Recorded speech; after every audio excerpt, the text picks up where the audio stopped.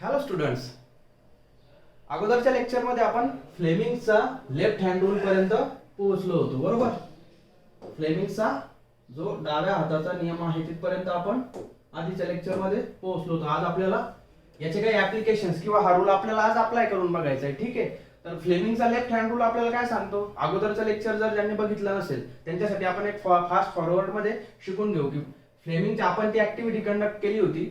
त्याच्यामध्ये conductor deflect झाला होता मागच्या व्हिडिओमध्ये, तुम्हाला ते व्यवस्थित समजेल.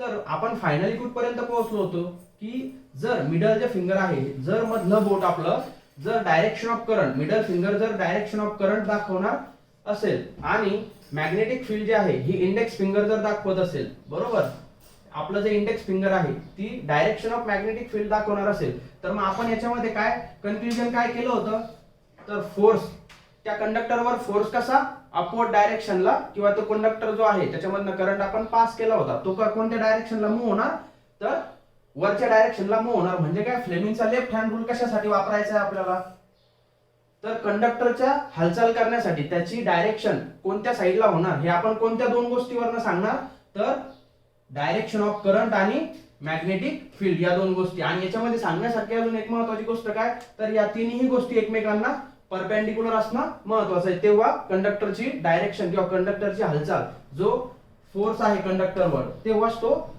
अप्लाय होईल. बरोबर, अशा प्रकारे आपण फ्लेमिंगचा जो लेफ्ट हँड रूल आहे तो डिस्कस केला. मग आपण तो आता काय करू, स्टेप बाय स्टेप अप्लाय होतो का, किंवा अप्लाय आपल्याला करता येतो का, त्याचा यूज करता येतो का, जेणेकरून आपल्याला त्याचं एक ऍप्लिकेशन बघायचं की मग तो फ्लेमिंगचा जो लेफ्ट हँड रूल आहे तो वापरून आपण नेमकं काय इन्व्हेंट केलं. बरोबर, तर आपण काय करू, बघा इथे एक मॅग्नेट घेतलंय आपण, बरोबर, इथे नॉर्थ पोल दाखवलाय आणि इथे त्याचा साऊथ पोल. बरोबर, मग आपण काय सांगितलं अगोदरच्या लेक्चर मध्ये, जर मॅग्नेटिक फील्ड ऑफ लाईन्स किंवा मॅग्नेटिक फील्डची डायरेक्शन कोणती असते, ऑलवेज नॉर्थ पोल कडनं साऊथ पोल कडे. बरोबर, इथपर्यंत ही डायग्राम आपण फक्त एवढ्यासाठी क्लिअर करतोय की इथे डायरेक्शन दाखवली आहे मॅग्नेटिक फील्डची. बरोबर, कुठे जात आहेत, नॉर्थ पोल कडनं साऊथ पोल कडे. बरोबर, मग दुसऱ्या डायग्राम कडे या. आता आपण काय करू, अगोदरच्या लेक्चर मध्ये आपण फक्त एक कॉपर वायर घेतला होता, बरोबर, कंडक्टर म्हणून. आता इथे काय केलं आपण, अशी स्क्वेअर मधली एक अशा लूप मधली, बघा स्क्वेअरचा असा एक आपल्याला हा स्ट्रक्चर दिसतोय, अशा प्रकारची आपण आता कॉपरची वायर ठेवू. बरोबर, आणि त्याच्यामधनं ह्या मॅग्नेटिक फील्ड इथे बघा नॉर्थ पोल कडनं साऊथ पोल कडे गेलेले आपल्याला दिसत आहेत. बरोबर, आणि काय केलं दुसरी ते या डायग्राम मध्ये शिकण्यासारखी गोष्ट काय, तर आपण या पोल पासून बघा इथे करंटची डायरेक्शन मी शो केली की या कंडक्टर मधनं करंट कसा फ्लो होतोय. बरोबर, इथे दाखवायचा मी प्रयत्न केलाय. बरोबर, या डायग्राम मधनं आपल्याला फक्त एवढं शिकायचं, आपल्याला फ्लेमिंगचा लेफ्ट हँड रूल कसा यूज करता येईल हे म्हणजे मला तुम्हाला शिकवायचे, तुम्हाला तो यूज करता आला पाहिजे. की जर आपल्याला डायरेक्शन ऑफ करंट माहित असेल, बरोबर, डायरेक्शन ऑफ करंट जर आपल्याला माहित असेल आणि डायरेक्शन ऑफ मॅग्नेटिक फील्डही आपल्याला माहित असेल, बरोबर, तर मग आपण डायरेक्शन किंवा तो कंडक्टर कोणत्या दिशेला हलणार हे आपण सांगू शकतो. मग आपण बघू ते अप्लाय करून. नेक्स्ट याच्याकडे येऊ. आता आपण काय केलं, याच्यामधनं करंट पास केला. बरोबर, इथे बघा इथनं आपण करंट पास केला. तर आपण काय करू, फक्त एका लूपवर या फक्त एवढ्या हा जो लूप आहे, किंवा याला आपण नाव देऊ A B, he G side आहे, बरोबर, ए टू बी, या साइडवर फ्लेमिंगचा जो लेफ्ट हँड रूल आहे तो कशा प्रकारे ऍक्ट होईल बघा. बरं बघा, मी इथे फ्लेमिंगचा लेफ्ट हँड रूल कसा अप्लाय होतो दाखवलाय. मधलं बोट म्हणजे आपण बघा करून बघा तुम्ही, उजवा हात किंवा जे मधलं बोट आहे आपलं, ते मधलं बोट म्हणजे काय दाखवतं इथे, डायरेक्शन ऑफ फील्ड. बरोबर, आणि मॅग्नेटिक फील्डची डायरेक्शन बघा, हे बोट जे दाखवतंय आपलं समोरचं, बघा मी परत इथे शो करतो तुम्हाला. हे बघा आपण काय काय बरोबर हा रूल आपण अप्लाय होतोय का ते बघतोय. डायरेक्शन ऑफ आता करंट दाखवलं आपण कशाने, मिडल फिंगरने, आणि काय डायरेक्शन ऑफ मॅग्नेटिक फील्ड आपल्याला कळाली कोणत्या, इंडेक्स फिंगरने. बघा डायरेक्शन ऑफ मॅग्नेटिक फील्ड कुठे, नॉर्थ पोल कडनं साऊथ पोल. मग आपण तसा हात ठेवला तिथे, बघ मी त्याच्यासाठी आपला हात घेतलाय. आपण फक्त काय अप्लाय कसं होईल किंवा अप्लाय कसं करायचं, ऍप्लिकेशन शिकायचंय आपल्याला त्याला. तर मग फोर्स या कंडक्टरचा किंवा ही जी एबी साइड आहे ती कोणत्या साइडला तिच्यावर फोर्स अप्लाय होईल, तर या थंबच्या डायरेक्शनला. म्हणजे काय, तर ही जी एबी साइड आहे ती वरच्या साइडला येणार. बरोबर, का, जेव्हा आपण या कंडक्टरवर करंट किंवा या कंडक्टर मधनं करंट पास करू, फक्त आपण सध्या कोणत्या साइडचा विचार करतोय, तर ए आणि बी फक्त एकाच साईडचा किंवा या एकाच लूपचा आपण विचार करतोय. आपल्याला तिथे फ्लेमिंगचा डाव्या हाताचा जो नियम, फ्लेमिंगचा लेफ्ट हँडचा रूल आपल्याला यूज करायचा आहे. प्रत्येक ठिकाणी मी तुम्हाला सांगणार की पोरांनो इथे फ्लेमिंगचा लेफ्ट हँड रूल यूज करून दाखवा मला. बरोबर, तर तुमचा बरोबर आपला हात घ्यायचा, डावा हात घ्यायचा आणि मी सरांनी जसं सांगितलंय की बाबा करंट कोणत्या डायरेक्शनला, तर मग मधलं बोट त्या करंटच्या डायरेक्शनला ठेवायचं. बरोबर, इंडेक्स फिंगर हे जे आहे मॅग्नेटिक फील्ड मध्ये ठेवायचं आणि मग दाखवायचं की आपला अंगठा ज्या डायरेक्शनला येईल त्या डायरेक्शनला तो कंडक्टर मूव्ह होईल, असं तुम्हाला सांगता आलं पाहिजे. जेव्हा सर तुम्हाला विचारतील किंवा कोणी तुम्हाला विचारेल की बाबा ही मॅग्नेटिक फील्डची डायरेक्शन अशी आहे, करंट या डायरेक्शनला मूव्ह होतोय, तर मग सांग कंडक्टर कसा मूव्ह होईल, तर तुम्हाला लगेच सांगता आलं पाहिजे. बघा ही एबी साईडचं मी परत तुम्हाला एक व्यवस्थित एक्सप्लेन करतो. आपण फक्त काय केलं, इथनं करंट पास करतोय. ओके, मग करंटची डायरेक्शन या लूप मध्ये काय झाली, करंटची डायरेक्शन कशी झाली, तर बघा फक्त आपण या एबी साईडचा विचार करू, ए आणि बी. करंट कसा झाला बघा, इथनं असा पास होतोय तो. मॅग्नेटिक फील्ड कशी आहे, नॉर्थ टू साऊथ, म्हणजे मॅग्नेटिक फील्ड कशी झाली, तर नॉर्थ टू साऊथ, नॉर्थ कडनं साऊथ कडे. बरोबर, मग ठेवा आता आपले बोट. करंटची डायरेक्शन आपण मधल्या बोटाने दाखवतो, बरोबर, मिडल फिंगर, आणि याच्या इंडेक्स फिंगर आहे त्याने मॅग्नेटिक फील्डची डायरेक्शन दाखवतो.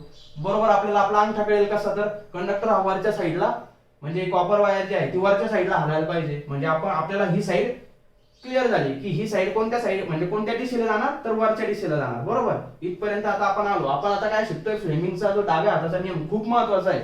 आपल्या घरामध्ये जे वेगवेगळे अप्लायन्सेस असतात, फॅन फिरतो, वेगवेगळ्या मोटर, बरेचसे आपले काय म्हणतात ग्रामीण भागातले विद्यार्थी असतात त्यांच्या घरी किंवा शेतामध्ये मोटर वगैरे बसवली असते. मग ती मोटर नेमकी वर्क कसं करते हे ऍप्लिकेशन आपल्याला शिकायचंय. खूप इंटरेस्टिंग. आपल्याला फ्लेमिंगचा जो डाव्या हाताचा नियम वापरूनच आपण या सगळ्या गोष्टी कशा प्रकारे एक्सप्लेन करू शकतो हे मी तुम्हाला इथे दाखवतोय. आता काय करू, आपण नेक्स्ट साइड कडे येऊ. आपण आता ही एबी साइड, आपल्याला एबी साइडचं कळालं की एबी साइडचा कंडक्टर वरच्या साइडला मूव्ह होणार हे तुम्हाला कळालं. मग आपण काय करू, या साइड कडे येऊ, ज्याला आपण म्हणू आता सी आणि डी.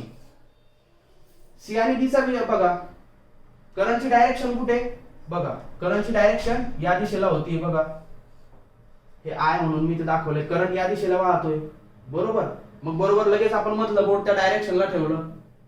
आणि त्याच्यानंतर काय, मॅग्नेटिक फील्ड, आपली मॅग्नेटिक फील्ड कशी नॉर्थ टू साऊथ जातीये. लगेच आपण हा आपला जो इंडेक्स फिंगर आहे तो त्या डायरेक्शनला ठेवला आणि लगेच कळाला आपला अंगठा कोणत्या दिशेला गेला, खालच्या दिशेला. म्हणजे काय कळालं आपल्याला, ही जी बाजू आहे ती खाली जाणार. फ्लेमिंगचा लेफ्ट हँड रूल नुसार काय होणार, तर ही बाजू तुम्ही सरळ म्हणणार की सर ही बाजू आपली खाली जाणार आणि ही वरती जाणार. बरोबर, म्हणजे काय होतंय, तर काहीतरी रोटेशन घडून येतंय. बरोबर, आपल्याला काय करायचंय, याचं पूर्ण रोटेशन कंप्लीट करायचंय. रोटेशन कंप्लीट करायचंय म्हणजे काय होईल, जेव्हा ही बाजू फिरेल तर मग काहीतरी काय होईल, तर जी एनर्जी आपण त्याला प्रोव्हाइड केली त्याच्यामधनं तो काहीतरी मेकॅनिकल वर्क करतोय. रोटेशन झाल्यामुळे काय होईल, काहीतरी वर्क होणार ना. हे रोटेशन कंप्लीट झाल्यानंतर आपण त्याचे वेगवेगळे ऍप्लिकेशन बघू. आपल्याला अगोदर काय करायचं, हे कॉईल पूर्ण रोटेट करायची. तर आता आपण कुठपर्यंत आलो, तर ही बाजू गेली वरती आणि ही बाजू आली खाली. बघा अशा प्रकारे ती हालचाल होईल. बरोबर, काय झालं, ही एबी अशी वरती गेली आणि ही सीडी ही बाजू अशी खाली आली. बरोबर, इथपर्यंत आपण आता पोहोचलो. आता आपण काय करू, या बाजूचा पण विचार करायला लागेल आपल्याला. कोणती, तर बी आणि सी ही जी बाजू आहे, सपोज ही, हे जे 2 पॉइंटच्या मधलं जे अंतर आहे याचा पण विचार करायला लागेल ना. तिथं पण काहीतरी फोर्स ऍक्ट होतोय. मग त्याचा विचार करा बरं, काय होतंय इथे, काय झालंय, तर करंट कोणत्या डायरेक्शनला आहे. बघा करंटची डायरेक्शन मी वरती लिहितो. इथे करंट असा फ्लो होतोय कोणत्या, बी आणि या सी ही या दोन पॉइंट मधलं करंट इकडे असा फ्लो होतोय. आणि मॅग्नेटिक फील्डची डायरेक्शन कुठे, तर त्याच्या अपोजिट साईडला. म्हणजे मॅग्नेटिक फील्ड कशी गेली आपली, तर या साईडला, नॉर्थ पोल कडनं साऊथ पोल कडे. मग तुम्ही काय म्हणणार, फ्लेमिंगचा रूल काय सांगतो की या सगळ्या गोष्टी परपेंडिक्युलर जेव्हा असेल तेव्हा तो कंडक्टर मूव्ह होईल. इथे तर हे अपोजिट झालंय, पॅरलल दिसतंय. मग इथे कंडक्टर मूव्ह होईल का, म्हणजे या साईडवर कोणत्याही प्रकारचा फोर्स अप्लाय होईल का, नाही. म्हणजे या बाजूचा विचार करायची गरजच नाही. तसंच या बाजूला पण ते सेम होणार. करंटची डायरेक्शन आणि मॅग्नेटिक फील्डची डायरेक्शन अपोज होईल. आपल्याला काय फ्लेमिंगचा लेफ्ट हँड रूल कसं सांगतो बघा.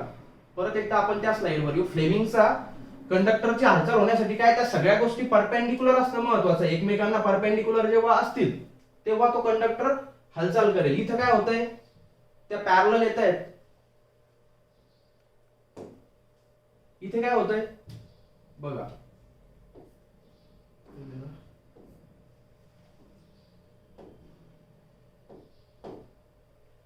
हा या साईडला काय झालं तर त्या एकमेकांना पॅरलल झाल्या, करंटची डायरेक्शन झाली या दिशेने आणि मॅग्नेटिक फील्ड गेली आपली ऑपोजिट डायरेक्शनने, त्याच्यामुळे त्या परपेंडिक्युलर नाहीये, त्याच्यामुळे तिथे कसल्याही प्रकारची हालचाल होणार नाही आणि तसंच या प्रकार इथे पण काहीच हालचाल होणार नाही. म्हणजे आपल्याला वर्क फक्त या A to B आणि C to D या साईडला आपल्याला ते वर्क करायला लागेल, बरोबर, कारण आपल्याला रोटेशन करायचंय, बरोबर. मग आपण आता नेक्स्ट स्लाइड कडे येऊ. इथपर्यंत तर आपली रोटेशन कंप्लीट झालं. या साईडचंही बघितलं आपण, थोडस बघा इथे एक समजून घेण्यासारखं काय मुद्दा, इथे ते डायरेक्ट अपोजिट झालं, एकमेकांना अपोजिट डायरेक्शनला आला, त्याच्यामुळे फोर्स काय आपला होणार नाही. पण जेव्हा अशी क्रॉस मध्ये येईल बघा, जेव्हा आपली जी कॉईल थोडीशी फिरल्यानंतर थोडीशी क्रॉस मध्ये येईल, आता काय होईल बघा, अशा प्रकारचा अँगल होतोय का, मॅग्नेटिक फील्ड कुठे गेली, नॉर्थ टू साऊथ, आणि करंट थोडासा म्हणजे ती कॉईल अशी झाली, बरोबर. म्हणजे काय तर काहीतरी डिफ्लेक्शन होणार, बरोबर, थोडंसं डिफ्लेक्शन होणार. बघा इथे दाखवतोय मी, तो लेफ्ट हँड रूल आपण लगेच अप्लाय करून बघितला. कोणत्या साईडला, या मागच्या साईडला, B to C ची ही जी साईड आहे या साईडला आपण तो अप्लाय करून बघतोय, बरोबर. पण तो जो फोर्स अप्लाय होणार तो कोणत्या साईडला होतोय बघा, मागच्या साईडला, इकडे. फ्लेमिंगचा जेव्हा आपण या मागच्या बाजूला जेव्हा आपण तो रूल अप्लाय करतोय तर तो फोर्स कोणत्या साईडला ऍक्ट होतोय, मागच्या साईडला. आपल्याला मागच्या साईडला काही होईल का, ही कॉईल थोडी ना तुटून जाणार, कारण ते कॉपरचं वायर ते जाड असणार, त्याच्यामुळे ही आपल्याला निग्लेक्टच करायला लागेल. त्याचा आपल्या रोटेशन मध्ये काहीही काय म्हणता येईल उपयोगच नाहीये या रोटेशनचा. मागच्या साईडचं जो रोटेशन आहे त्याचा आपल्याला काही उपयोगही नाही, फायदाही नाही आणि तोटाही नाही, बरोबर. आपल्याला फक्त या दोन बाजूचाच विचार करायचा, कोणत्या, A to B आणि C to D. आता आपली कॉईल काय झालं बघा, बाजू कुठून कुठपर्यंत आलो आपण, ही जी गुलाबी किंवा पिंक जी दिसतंय ती बाजू बघा आता आपली कुठपर्यंत आली रोटेशनने, इथपर्यंत आपण ती हालचाल केलेली आपल्याला दिसते. परंतु आता लक्षात काय घ्यायचंय, इथे काय फोर्स होतोय बघा अप्लाय. परत आपण पहिल्या स्लाइड करू, एकदम व्यवस्थित समजून घ्या, प्रत्येक विद्यार्थ्याला ते समजलं पाहिजे. हा जो पिंक कलर दिसतोय किंवा ही जी AB साइड दिसतीये, बरोबर, या AB साइडला कोणत्या डायरेक्शनने फोर्स अप्लाय झाला, वरच्या डायरेक्शनने, बरोबर. मग आपण या पिंक वरच लक्ष देऊ सध्या. A to B ही जी डायरेक्शन आहे तिला, तिथे फ्लेमिंगचा डाव्या हाताचा नियम जेव्हा आपण अप्लाय केला तर ती कोणत्या साईडला गेली, वरच्या साईडला, बरोबर. मग इथे पण बघा पिंक कुठे दिसतीये, A to B, हे बघा A to B आपण इथे आलो, बरोबर. ही झाली आपली जी पिंकची बाजू, तिच्यावर वरच्या साईडने फ्लेमिंगचा डाव्या हाताचा नियम वापरतोय. पण आता आपल्याला तर काय करायचंय, आपल्याला हे रोटेशन पूर्ण करायला लागेल ना. ही पिंक जी बाजू आहे AB ती इथपर्यंत आली, आपल्याला तिला खाली न्यायचंय, तेव्हा ते हे असं रोटेशन कंप्लीट होईल ना, इथनं ती अशी पूर्ण रोटेट होईल, बरोबर, या डायरेक्शनला. पण इथे आता काय झालं तर AB वर ऑलरेडी वरच्या डायरेक्शनचा फोर्स अप्लाय होतोय. मग आपल्याला काहीतरी इथे गोष्ट करायला लागेल. काय करायला लागेल विचार करा बरं. आपल्याकडे काय काय कंपोनंट्स आहेत, आपल्याकडे आहे करंट आपल्या सर्किट मध्ये, त्याच्यानंतर दुसरं काय, मॅग्नेटिक फील्ड,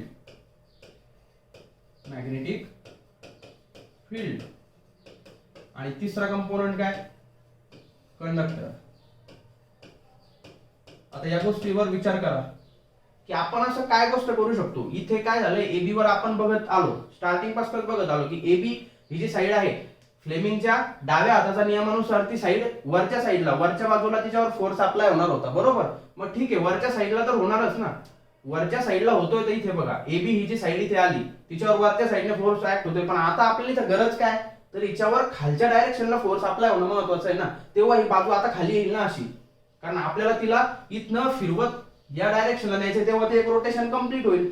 मग आता इथे विचार करा आपण काय करू शकतो, मॅग्नेटिक फील्डचा विचार करा. मॅग्नेटिक फील्ड कुठनं जाते आपली, नॉर्थ टू साऊथ. जर आपण मॅग्नेटिक फील्ड, आपण ही मॅग्नेटिक फील्ड चेंज करू शकतो का, आपण त्या मशीन मध्ये सपोज आता हे जे सर्किट आहे एका ठिकाणी फिट केलंय आणि प्रत्येक वेळी ते पॉसिबल आहे का आपल्याला की हा नॉर्थ पोल इकडे न्या, साऊथ पोल इकडे न्या, नाही पॉसिबल, ते आपण करूच नाही शकत, बरोबर.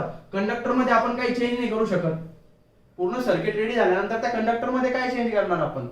मग आपल्याला काम काय करायला लागेल, करंटवर आपण काहीतरी काम करू शकतो. काय काम करू शकतो, सपोज आपण आता काय झालं, करंट जर आपण रिव्हर्स केला, करंटची डायरेक्शन जर आपण चेंज केली तर काय होईल बघा. करंटची डायरेक्शन, करंट आपला पहिले कसा गेला होता बघा, या डायरेक्शनला करंट असा गेलेला होता बघा, ए टू बी या डायरेक्शन मध्ये करंट कसा फ्लो होत होता, असा तो गेलेला होता. पण आपण जर करंटची डायरेक्शन जर आता रिव्हर्स केली बघा, करंटची डायरेक्शन आपण रिव्हर्स केली, करंट आतल्या साईडला गेला, येणारा करंट अगोदरचा करंट कसा होता, ए टू बी या बाजूवर, तो असा या साईडला होता. पण आपण काय केलं, करंटची डायरेक्शन रिव्हर्स करून टाकली. करंटची डायरेक्शन रिव्हर्स झाल्यामुळे काय झालं, फ्लेमिंगचा जो रूल आहे आपला डाव्या हाताचा किंवा फ्लेमिंगचा जो लेफ्ट हँड रूल आहे तो व्यवस्थित अप्लाय व्हायला लागला. बघा कसा व्हायला लागला, तर आपण इथे बोट दाखवले. फ्लेमिंगचा जो डाव्या हाताचा नियम, आपण काय केलं, करंटची डायरेक्शन मध्ये ते बोट ठेवलं, मॅग्नेटिक फील्ड गेली आणि ते बघा हा अंगठा म्हणजे हे खाली आलं, बरोबर. कशामुळे, फक्त करंटची डायरेक्शन रिव्हर्स केल्यामुळे. कारण आपल्याला गरज काय होती, ही जी बाजू होती हिच्यावर वरच्या साईडने फोर्स ऍक्ट होत होता आणि तो आपल्या गरजेचा नव्हता. आपली कॉईल फक्त किंवा हा जो लूप आहे तो एवढाच फिरला असता, बरोबर. पण आपल्याला त्याला खालच्या बाजूने ओढायचं होतं, म्हणून काय केलं आपण, करंटची डायरेक्शन आपण चेंज केली. आणि करंटची डायरेक्शन चेंज केल्यामुळे काय झालं, तर याचा जो फोर्स आहे तो या बाजूला म्हणजे खालच्या बाजूला ऍक्ट व्हायला लागला. काही नाही, फक्त आपण करंटची डायरेक्शन पूर्ण हाफ रोटेशन नंतर काय केलं, हाफ रोटेट तर आपली कॉईल ऑलरेडी झाली होती, हाफ रोटेशन कंप्लीट झालं होतं. हाफ रोटेशन कंप्लीट झाल्यानंतर आपल्याला काय करायला लागलं, तर करंटची डायरेक्शन रिव्हर्स करायला लागली. कारण का, तर ही जी एबी साइड आहे किंवा ही सीडीचा विचार करा, हिच्यावर कोणत्या डायरेक्शनने, हिच्यावर बघा, आपण परत पहिल्या स्लाइडला बघू, एबी ही बाजू, हिच्यावर वरच्या डायरेक्शनला करंट ऍक्ट झाला. मग ही जी एबी बाजू आहे ती एका लिमिट पर्यंत इकडे आली, बरोबर. कुठपर्यंत आली, तर बघा एबी या इथपर्यंत ठीक होतं, इथे पण ठीक होतं एबी या साईडवर, बरोबर. परंतु इथे आपल्याला तो वरचा फोर्स काही कामीचा नाही, त्याच्यामुळे आपल्याला करंटची डायरेक्शन चेंज करायला लागली.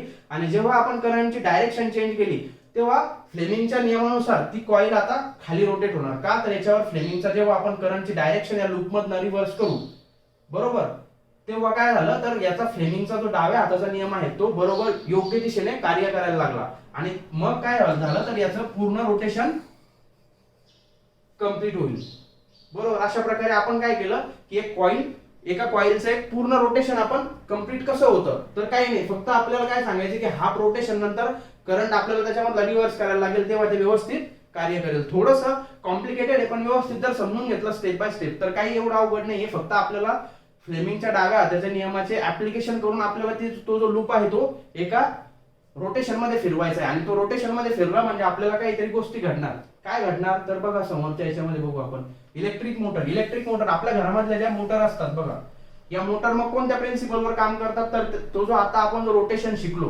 हे जे पूर्ण रोटेशन आपण त्या लूपचं केलं, या रोटेशनवर ते आपल्या घरामधले फॅन्स, बरेचसे गॅजेट्स असतात, बरोबर, फॅन फिरतात.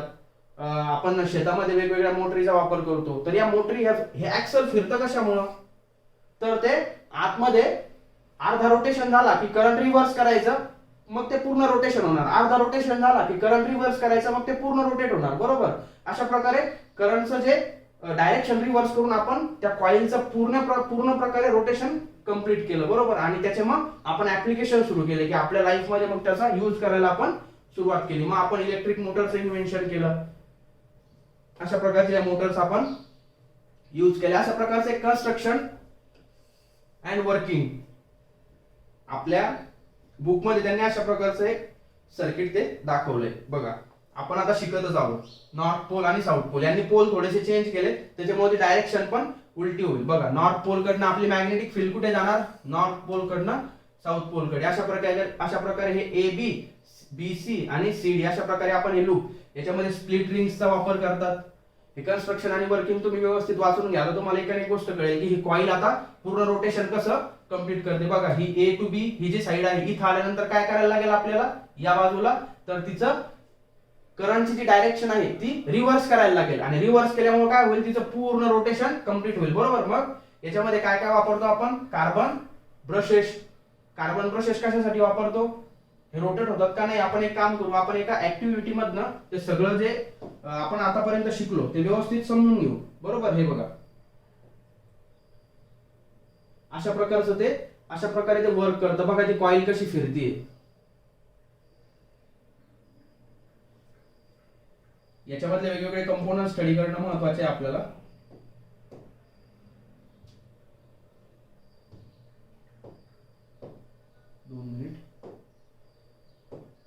काहीच अवघड नाही, फक्त आपण कॉईल कशी रोटेट करायची, फ्लेमिंगचा डाव्या हाताचा नियम वापरून आपण आपली लाईफ किती इझी करतो, किंवा आपल्या लाईफ मध्ये आता फॅन मी ते समोर दिसतोय, फक्त एका त्या नियमाचा वापर करून आपण जी कॉईल रोटेट करतोय बरोबर, आणि ती कॉईल रोटेट झाल्यामुळे तो फॅन फिरतोय. तर बघा तो फॅन, त्याच्यामधलं कसं कसं कन्स्ट्रक्शन आणि वर्किंग काय काय आहे त्याच्यामध्ये ते बघू आपण. बघा याच्यामध्ये आपण मॅग्नेट वापरले, कॉईल वापरली बरोबर, स्प्लिट रिंग्स वापरतो आपण, अशा प्रकारचं ऍक्सल असतं, ते ऍक्सल काय होतं त्या याच्याशी कनेक्ट असतं त्या रिंग्सशी, ज्या स्प्लिट रिंग असतात. स्प्लिट रिंग म्हणजे काय, तर त्या एका मेटल पासून बनलेल्या असतात आणि त्यांच्यामध्ये दोन्ही रिंग मध्ये थोडं थोडं अंतर असतं बरोबर. हे समजून घेणं महत्वाचं आहे, त्याचं ऍप्लिकेशन आपल्याला कळायला पाहिजे. बघा ती कॉईल आपण आता एक कनेक्ट, त्याच्यामधला कंपोनंट व्यवस्थित बघून घ्या. काय काय वापरलं आपण, इलेक्ट्रिक मोटर वापरली, मॅग्नेट घेतले नॉर्थ आणि साऊथ पोलला, स्प्लिट रिंग्स घेतल्या, ऍक्सल घेतला, आपल्या फॅनला ते कनेक्ट केलंय आपण. त्याच्यामध्ये ब्रशेस आपण वापरतोय साईडचे. हे ब्रश का वापरले असतील बरं, आपल्याला नोटबुक मध्ये त्यांनी प्रश्न विचारलाय की हे ब्रश आपण का वापरतो बरोबर. हे ब्रश यूज करण्यामागचं कारण काय, जेव्हा हे ऍक्सल फिरेल ना, हे जेव्हा गोल गोल फिरेल तर त्याच्यासोबत फक्त ते ब्रश त्याला टच झालेले असले पाहिजे. का, तर त्याच्यामधनं इलेक्ट्रिक सप्लाय होतोय ना, ते पूर्ण जर फिरले ब्रश तर पूर्ण सर्किटच मोडून जाईल ना, म्हणून फक्त त्याचा एक टच असावा, त्या हे जे ऍक्सल आहे त्याला फक्त एक टच असला पाहिजे, म्हणून ते ब्रशचा आपण यूज करतोय. बघा अशा प्रकारचं ते सर्किट. आणि आता बघा ती कॉईल कशी रोटेट होती, बघा करंट, त्याचा फ्लेमिंगचा रूल पण तिथे त्यांनी शो करायचा प्रयत्न केलाय. बघा करंट कुठे चेंज होतं बघा, मी तुम्हाला दाखवतो.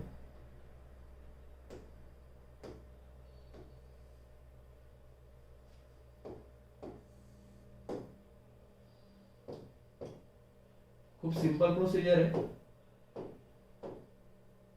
आणि प्रत्येक स्टुडंटला ते कळालं पाहिजे. आता तुम्ही जेव्हा पण अशी काही मोटर वगैरे बघाल तेव्हा तुम्हाला कळेल की अरे यार हे तर फ्लेमिंगच्या लेफ्ट हँड रूल नुसार फिरत असणार 100%.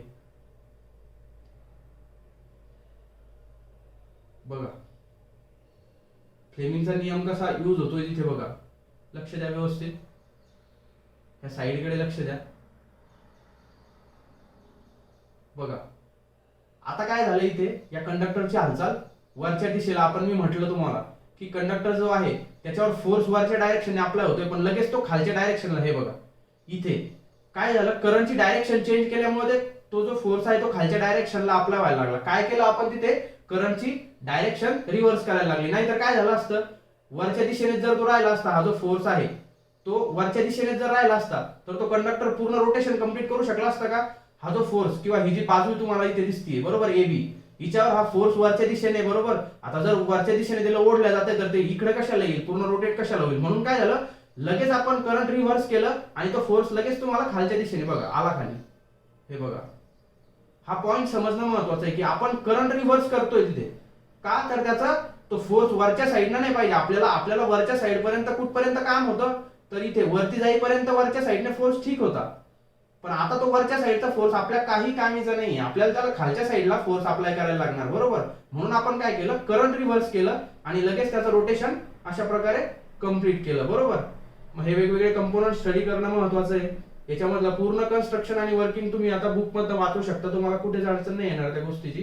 कशा प्रकारे ते ऍक्सल फिरतंय, त्याच्यामधनं करंट कसा पास होतोय बरोबर, करंटची डायरेक्शन रिव्हर्स केल्यामुळे काय झालं, अशा प्रकारे आपण ही ऍक्टिव्हिटी व्यवस्थित समजून घेतली बरोबर. म्हणजे आपल्याला कन्स्ट्रक्शन आणि वर्किंग, मोटर म्हणा किंवा आपल्या शेतामध्ये ज्या वापरतो त्या याच प्रिन्सिपलवर काम करतात. बघा फक्त 2 मॅग्नेट आणि एक कंडक्टर किती मोठं काम करू शकतो, किंवा याचे अनालिसिस किंवा स्टडी किती महत्वाचा आहे. फ्लेमिंगचा कुठेही फक्त काय गोष्टी लक्षात ठेवायचं आहे की फ्लेमिंगचा जो लेफ्ट हँड रूल आहे त्याची डायरेक्शन एकमेकांना ते परपेंडिक्युलर असणं गरजेचं आहे, तेव्हा तो कंडक्टर व्यवस्थित हालचाल करेल किंवा त्याची मॅक्झिमम हालचाल होईल असं म्हणता येऊ शकतं. एखाद्या कंडक्टरची जर मॅक्झिमम हालचाल जर करायची असेल तर त्याची जी मॅग्नेटिक फील्ड आहे, परत मी एक्सप्लेन करतो. कंडक्टरची पूर्ण हालचाल करण्यासाठी काय गरजेचं आहे आपल्याला, तर बघा हा रूल खूप महत्वाचा आहे. पूर्ण हालचाल करण्यासाठी काय, तर त्याची डायरेक्शन ऑफ मॅग्नेटिक फील्ड काय इंडेक्स फिंगर जो दाखवतोय आपल्याला, मॅग्नेटिक फील्ड समोरच्या म्हणजे इंडेक्स फिंगरच्या डायरेक्शनने आणि डायरेक्शन ऑफ करंट म्हणजे काय मिडल फिंगरने. अशा प्रकारे जेव्हा तुमचं असं एक कन्स्ट्रक्शन तयार होईल बघा, तर तुम्ही कंडक्टरची हालचाल सांगू शकता. ही गोष्ट खूप अप्लाय करता आली पाहिजे आपल्याला आणि ते आपण व्यवस्थित या लेक्चर मध्ये कव्हर केलंय. पूर्ण रोटेशन मी तुम्हाला समजून सांगितलंय की पहिले आपण ती फील्ड घेतली, मॅग्नेटिक फील्ड नॉर्थ कडून साऊथ कडे जाणारी. त्याच्यानंतर मग आपण अशा प्रकारचा जो लूप घेतला, हा लूप मी आता कळाला असेल तुम्हाला की सरांनी हे का घेतलं, तर आपल्याला हे रोटेट करायचंय, फॅन लावायचा आहे इथे, बरोबर. म्हणून मी ही साईड घेतली आणि आपण मग त्याच्यावर फोर्स अप्लाय करत गेलो. काय केलं मग, सगळ्यात अगोदर आपण या साईडचा विचार केला, कारण आपल्याला हे पूर्ण फिरवायचंय जेणेकरून आपला इकडे फॅन फिरेल, बरोबर. ही एबी साईड घेतली आणि लगेच फ्लेमिंगचा रूल अप्लाय केला. फ्लेमिंगचा रूल काय सांगतो, डायरेक्शन ऑफ करंट आपल्याला माहिती आहे आतल्या डायरेक्शनला, मग लगेच आपलं बोट ठेवलं, डायरेक्शन ऑफ करंट मधलं बोट दाखवतं, बरोबर. इंडेक्स फिंगर आपली मॅग्नेटिक फील्ड दाखवते नॉर्थ टू साऊथ. लगेच आपला हात ठेवला, मग आपल्याला कळालं अरे हा इंडेक्स आपला जो थंब आहे आपला, हा जो ही जी साईड आहे ती वरच्या डायरेक्शनला जाणार. लगेच अप्लाय केलं, पण ठीक आहे झालं, अप्लाय झालं. लगेच या बाजूचा विचार केला, अरे मॅग्नेटिक फील्ड तर कोणत्या डायरेक्शनला, समोरच्या डायरेक्शनला, बरोबर. करंटची डायरेक्शन इकडे. लगेच आपले बोट ठेवले आणि अंगठा बघितला कुठे जातोय, तर अंगठा खाली जातोय, म्हणजे आपलं एक रोटेशन खूप इझिली कंप्लीट झालं.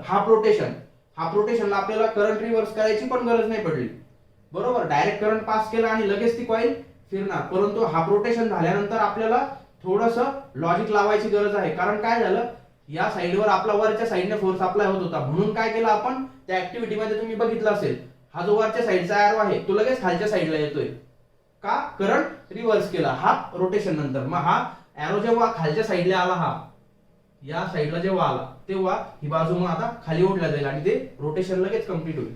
अशा प्रकारे आपण आज मोटरच फिरवली असं समजा. मोटरचं एक रोटेशन आपण कंप्लीट केलं, इन्व्हेन्शनच केलं आपण. कळालं आपल्याला की आता मोटर कशी फिरते, फॅन कसा फिरतो, त्याच्यामध्ये काय टाकलेलं असेल, मॅग्नेटिक फील्ड कशी सेट केली असेल, बरोबर. त्याचं हे ऍक्सल वगैरे हे कन्स्ट्रक्शन आणि वर्किंग. याच्यामध्ये ब्रशेस का कार्बनचे ब्रशेस का वापरले असतील, तर आपल्याला हे पूर्ण सर्किट नाही फिरवायचं, ते ब्रशेस फक्त त्याला अटॅच राहिले पाहिजे, जेणेकरून हे जे सर्किट आहे काय होईल, आता हे पूर्ण ऍक्सल जर फिरलं तर हे पूर्ण तुटून जाईल ना, हे पूर्ण. त्याच्यासाठी ते ब्रश फक्त त्याला टच केलेले असतात बघा. परत एकदा ती ऍक्टिव्हिटी बघा, हे जे ब्रशेस आहेत कार्बन ब्रशेस, हे फक्त त्याला या कंडक्टरला टच आहे, या रिंग आतमधल्या ज्या रिंग आहेत त्या हाफ रिंग त्या फिरतात आणि हे ब्रश त्याला फक्त अटॅच असतात. अशा प्रकारे आपण ही ऍक्टिव्हिटी एकदम पद्धतशीर शिकून घेतली. मला असं वाटतं कुणालाही अडचण याच्यामध्ये येणार नाही, ठीक आहे. सो आपण नेक्स्ट जो पार्ट आहे तो आता